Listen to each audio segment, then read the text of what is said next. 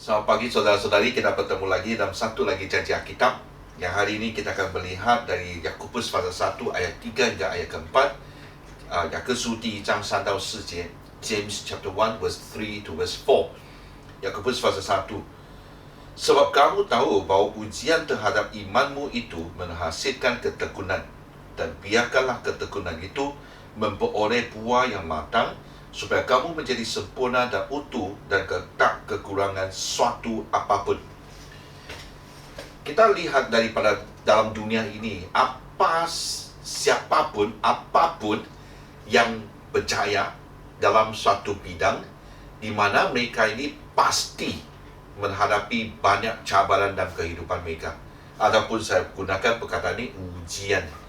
Ujian-ujian tersebut terutamanya pada mula dalam waktu mereka mengikuti pasukan itu, biar dia sukan kah, di sekolah kah, ataupun uniform kah, di pejabat kah, di satu syarikat kah, menjadi ahli bomba kah, polis kah, semua pasti akan diuji. Adakah mereka dipertahan rasakan tidak?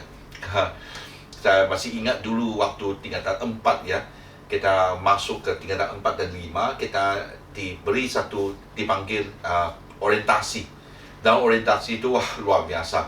Kita diuji dari luar sampai dalam sampai luar, apa sajalah. Kadang-kadang malam waktu di asrama pun dipanggil, dikejutkan, supaya ini kita dipermainkan lah, dengan apa-apa sajalah yang akan memalukan kamu, yang akan menguji ketahanan kamu, dan sebagainya lah. Dia mau lihat adakah kita dapat bertahan.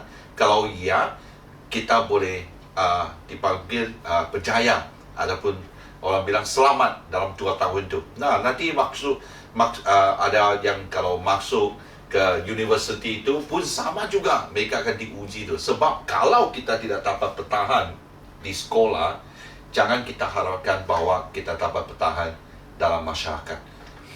Percayalah. Jadi banyak saja. Itu bukan saja kita dari sekolah untuk dapatkan kerja di masyarakat. Pada masa yang akan datang, saya rasa hubungan sama juga. Kalau mulanya hubungan itu tidak dapat bertahan, jangan berharapkan kahwin. Kalau kahwin hari pertama itu satu ujian itu kita telah menghancurkan semua itu, sudahlah. Jadi persiapan untuk perkahwinan sama juga, ya. Persiapan perkahwinan itu memang banyak sekali. Mau buat itu, mau buat ini, mau siapkan ini, mau ini dan sebagainya. Mungkin dalam perkara itu kita bergaduh. Tapi kalau itu persiapan pun tidak dapat bertahan, jangan haraplah. Nanti kahwin itu lagi teruk tuh, lagi banyak lagi ujian-ujian yang datang. Itulah kadang-kadang kita seharusnya hanya aku sampai di KK ini lain sudah ya.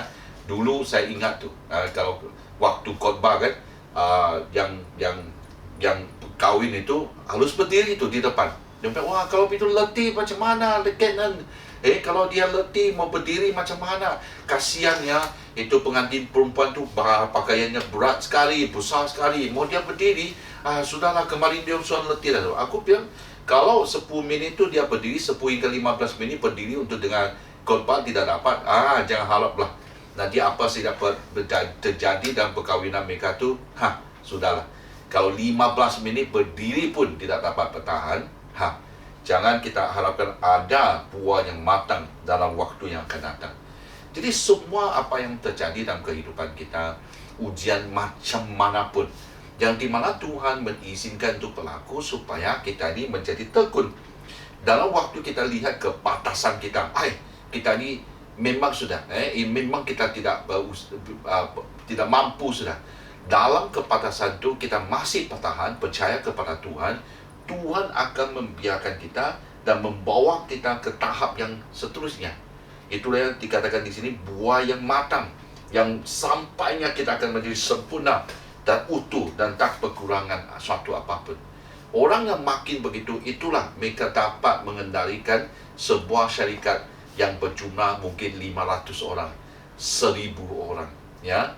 Bayangkan kalau mula-mula tu suruh pergi fotokopi, pergi menyapu, suruh buat kerja-kerja yang orang bilang kecil-kecil, remeh-temeh itu, dia pun tidak dapat.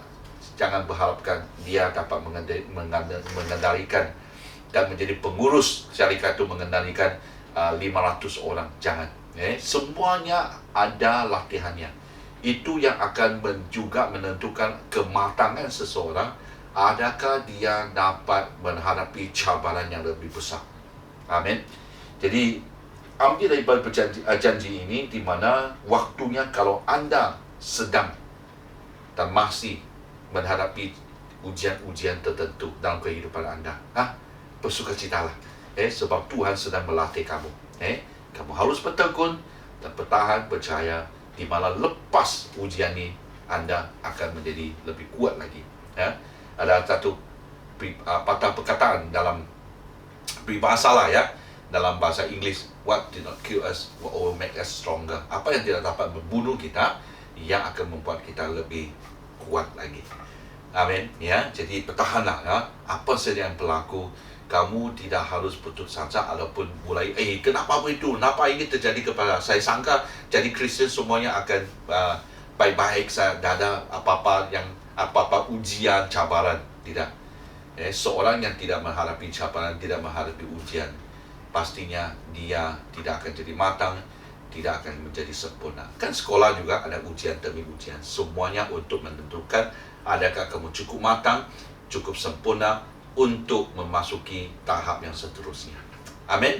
Jadi ambil janji ini, sesuatu yang baik sekali, yang dimana dia telah memberitahu kepada kita. Jangan kita heran ataupun kenapa ini terjadi.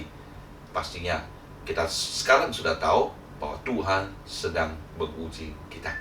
Kalau Tuhan menguji, sesuatu kebanggaan yang Tuhan berikan, bahwa dia tahu kita ini dapat bertahan dalam ujian itu. Amin. Jadi Tuhan memberkati, ada hari yang baru, kita terus percaya kepada Tuhan. Dan itulah, kalau ada ujian-ujian datang dalam kehidupan anda, jangan putus asa, jangan kecewa, jangan menyalahkan siapa. Terima sebagai satu latihan bahwa Tuhan sedang sediakan kamu untuk masuk kematangan yang seterusnya. Amin. Tuhan memberkati, sentiasa melindungi diri dan melindungi kita semua. Amin.